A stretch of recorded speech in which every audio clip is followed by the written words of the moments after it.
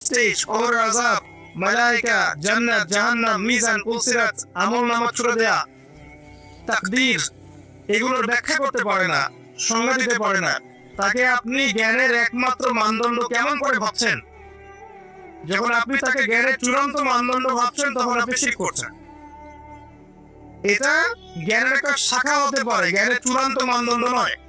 সে যা বলবে সেটাই সত্য, যা মিথ্যা বলবে মিথ্যা, এটা চূড়ান্ত নয়। বরং আল্লাহ যেটা বলবেন সেটাই সত্য, রাসূল যেটা বলবেন সেটাই সত্য।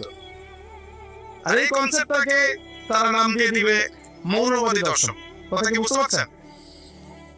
আল্লাহ পাক কোরআনে বলেছে সূরা বাকারা, ওয়া কুলিল হাক্কু মির রাব্বিকুম ফালা তাকুনান্না মিনাল মুমতারিন। হক বা সত্য তোমার রবের পক্ষ থেকে আসে, তুমি সন্দেহবাদীদের অন্তর্ভুক্ত হয়ো না। সূরা কাহফ 29 নম্বর আয়াতে আল্লাহ পাক বলেছেন, ওয়া কুলিল হাক্কু মির রাব্বিকুম